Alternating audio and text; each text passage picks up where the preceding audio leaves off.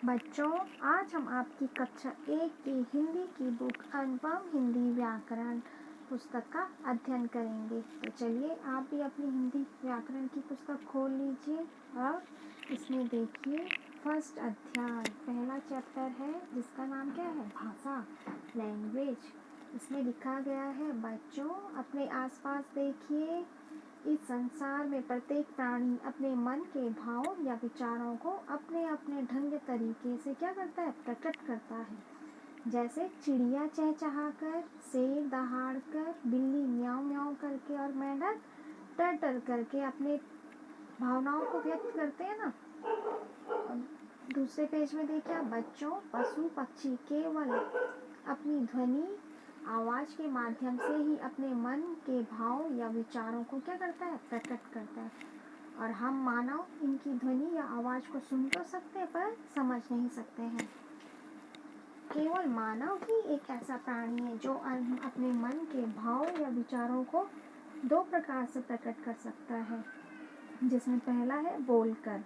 तो पहले चित्र में देखो आप, लिखा है हेलो सुमित कैसे हो। और दूसरे में चित्र में देखिए आप, सभी छात्र अपने अपने स्थान पर बैठ जाए। आपको मैम बोलती है ना कि सभी बच्चे अपने अपने स्थान पर बैठ जाएं। तीसरे चित्र में देखिए आप, बच्चा क्या कर रहा है? पिताजी से जिद कर रहा है कि पिताजी मुझे आइसक्रीम चाहिए। और चौथे चित्र में देखिए बच्चा माँ से बोल रहा है माँ भूख लगी है खाना दो। तो ये सब कार्य क्या कर रहे हैं? हम अपनी भावनाएं व्यक्त कर रहे हैं, बता रहे हैं कि हमें भूख लगी है, हमें आइसक्रीम चाहिए। ये सब बातें हम बता रहे हैं। ऊपर दिए गए चित्रों के माध्यम से यह पता चलता है कि मनुष्य बोलकर अपनी बात समझाता है। तीसरे पेज में देखिए आप, लिख कर, यहाँ पर लिखा है लिख कर। पहले चित्र में देखिए आप, सुधीर पिताजी को पत्र लिख रहा है। और दूसरे चित्र में देखिए आप, अध्यापक ब्लैक बोर्ड पर वर्णमाला लिख कर समझा रहे हैं। तीसरे चित्र में छात्रा अपने फलों के नाम लिख रही है। तो यहाँ पर क्या हो रहा है? लिख कर हम अपनी भावनाएं व्यक्त कर रहे हैं, अपने विचार व्यक्त कर रहे हैं। ऊपर दिए गए चित्रों के माध्यम से यह पता चलता है कि मनुष्य लिखकर भी अपने मन के भाव या विचारों को क्या कर सकता है? प्रकट कर सकता है। बच्चों, क्या आपको पता है कि हम दूसरों के मन के भाव या विचारों को कैसे जान सकते हैं? अगर नहीं तो नीचे दिए गए चित्रों के ध्यान से देखिए और समझिए। पहले चित्र में तो लिखा है रोमा कविता पढ़ रही है। रोमा यहाँ पे क्या? कवि के भाव विचार पढ़कर समझ रही है। दूसरे चित्र में देखिए आप, पिताजी टेलीविज़न पर समाचार देख और सुन रहे हैं। टेलीविज़न से हमें क्या मिलती है? न्यूज़ मिलती है कि यहाँ क्या हो रहा है, आज क्या हुआ। तो इससे देखकर और सुनकर पता चलता है। तीसरे चित्र में देखिए आप, कमल और सुजीत रेडियो में क्या कर रहे हैं?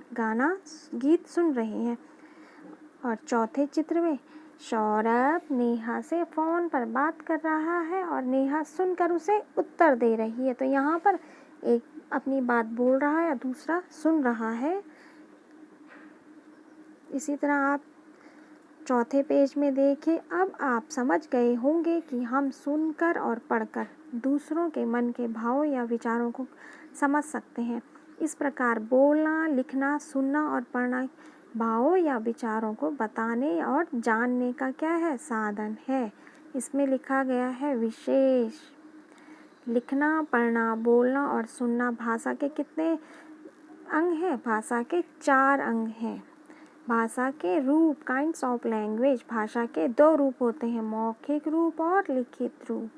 मौखिक भाषा बोलकर तथा सुनकर मन के भावों को समझना मौखिक भाषा कहलाता है। जैसे कविता सुनना, गाने सुनना और समाचार में न्यूज़ सुनना, है ना, टीवी में न्यूज़ सुनना, ये सब क्या है? मौखिक भाषा है। और लिखित भाषा लिखकर पढ़कर मन के भावों को समझना भाषा का लिखित रूप कहलाता है। जैसे अध्यापक का श्याम पट में रंगों का नाम लिखना, छात्र का पढ़कर समझना, अपनी पुस्तक पढ़ना, ये सब कार्य क्या होते हैं?